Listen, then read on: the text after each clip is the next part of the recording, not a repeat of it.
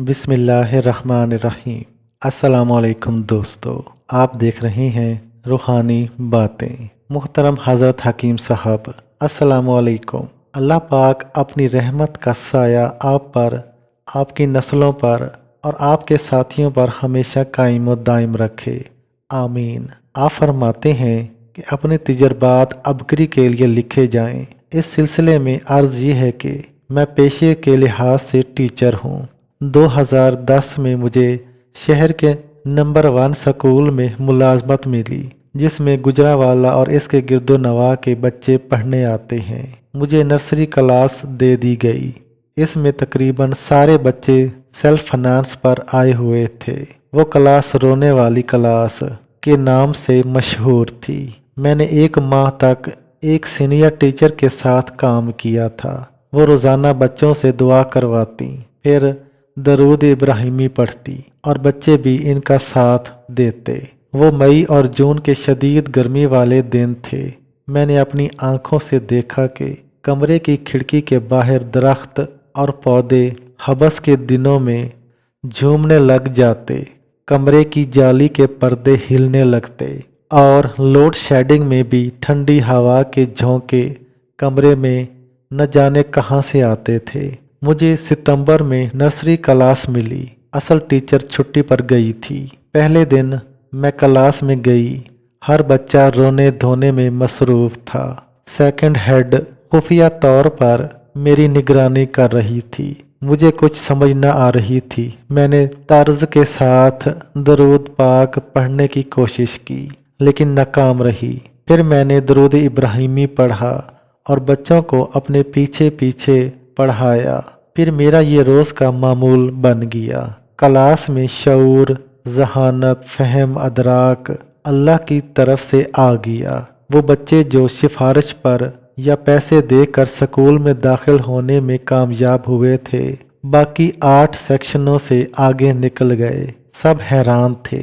वालिदैन खुद आकर बताते थे कि हमारे बच्चे उर्दू और इंग्लिश के अल्फाज पढ़ने के काबिल हो गए हैं। इनकी लिखाई, इनके लिखने की रफ्तार बाकी सारी नर्सरी क्लासेस, इस स्कूल में नर्सरी के कुल 9 सेक्शन थे, इस वक्त से बेहतर हैं। राज ये था कि सुबह के वक्त 7 या 11 बार दरूद इब्राहिमी सब मिलकर पढ़ते।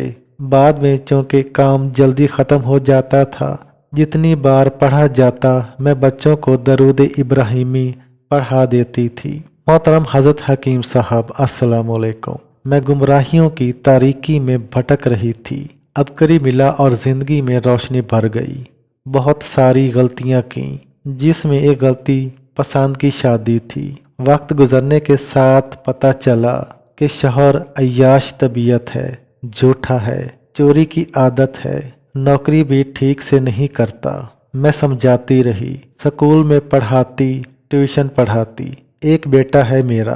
एक बेटे के बाद औलाद नहीं हो सकी। बहुत इलाज करवाया लेकिन कामयाब न हुई। एक बेटा होने के बाद मुझे बांझ होने का ताना मिलता रहता कि अगर दोबारा औलाद न हुई तो तलाक दे दूंगा, दूसरी शादी कर लूंगा। फिर कुछ सालों पहले किसी से अफेयर चला। पूरी पूरी रात इससे बातें करता, मेरे एहतिजाज पर मारता पीटता।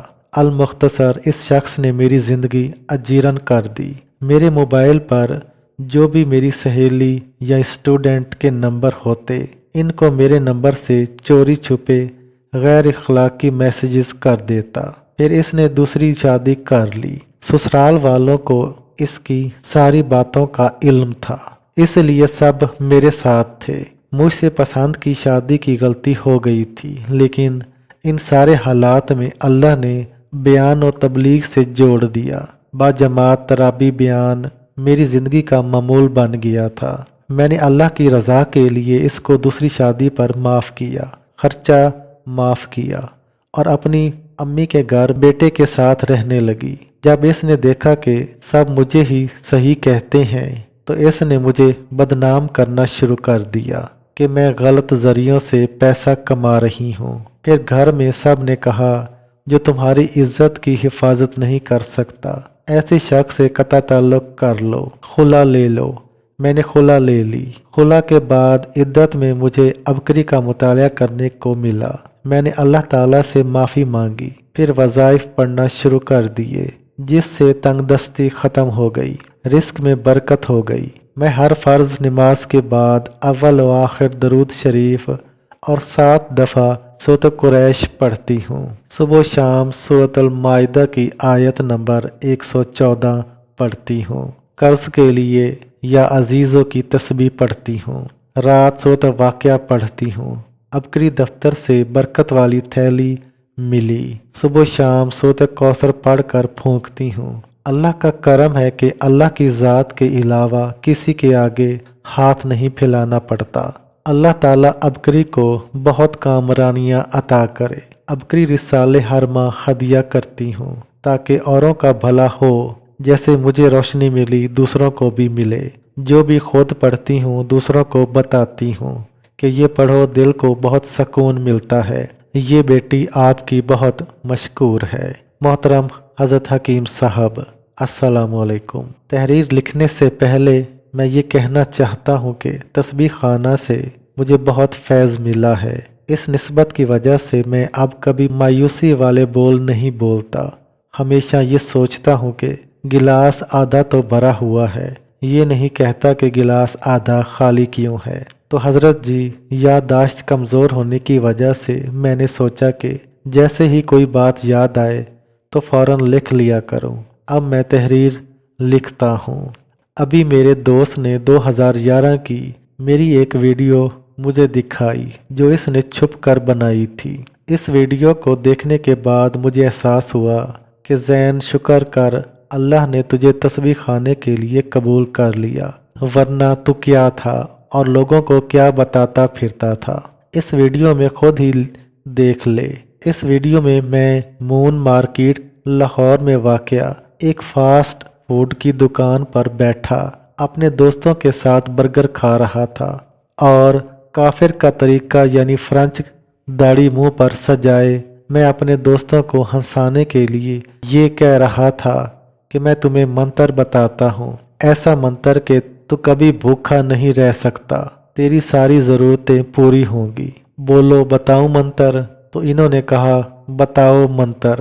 میں نے کہا کہ وہ منتر ہے اللہ کے نام پہ دے دے بابا۔ اس وقت میں نے اپنے آپ کو کہا کہ میں بابا ببل گم ہوں اور بابا ببل گم کی طرف سے یہ منتر ہے، جاؤ سڑک پر جا کر یہ منتر کہو اور دیکھو مال آتا ہے یا نہیں۔ اس ویڈیو کو دیکھا، اب دوبارہ یعنی آج میں تو یہ بات بھول چکا تھا، دوبارہ ویڈیو دیکھی تو شرم آئی اور بعد میں ایک خوشی ہوئی۔ خوشی جس بات پر ہوئی اب میں وہ لکھتا ہوں۔ دیکھ اپنا ویڈیو والا دور اور آج کا دور کہ تسبیح خانہ سے جڑنے کے بعد تیری سوچیں کتنی پاک ہو گئیں۔ ویڈیو والا دور میرا تو آپ نے پڑھ لیا، اس میں جو میں منتر بتاتا تھا وہ منتر بھی دیکھا آپ نے، لیکن اب بھی میں اپنے ملنے والوں کو ایک منتر یعنی وظیفہ بتاتا ہوں، ایسا وظیفہ کہ جسے پڑھنے سے وہ کبھی بھوکے نہیں مر سکتے، بلکہ ان کی نسلیں بھی بھوکی نہیں مریں گی انشاءاللہ۔ وہ منتر یعنی وظیفہ جو میں بتاتا ہوں وہ درود پاک ہے۔ یہ ہے تسبیح خانے کا فیض۔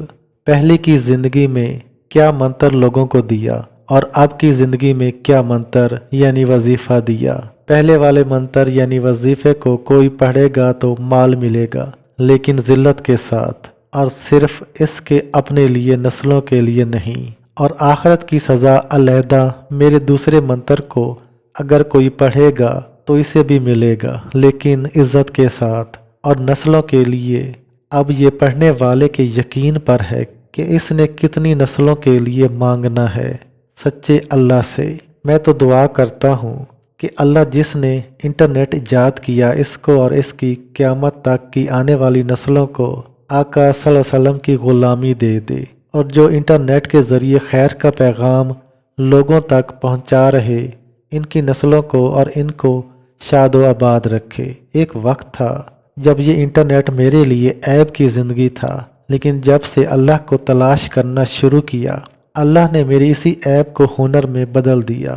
آج میں کماتا ہی انٹرنیٹ سے ہوں۔ ایک اور فیض میں لکھنا بھول گیا کہ پہلے والا منتر میں نے لوگوں کو بتایا، تب میں نے کافر کا طریقہ فرانچ داڑھی منہ پر رکھی ہوئی تھی، اور اب جو میں دوسرا منتر یعنی درود پاک لوگوں کو بتاتا ہوں اور انشاءاللہ موت تک بتاتا رہوں گا، یہ منتر بتاتے ہوئے میرے منہ پر سنت رسول صلی اللہ علیہ وسلم یعنی داڑھی سجی ہوئی ہے۔ واہ کیا فیض ہے، اللہ تیرا شکر ہے۔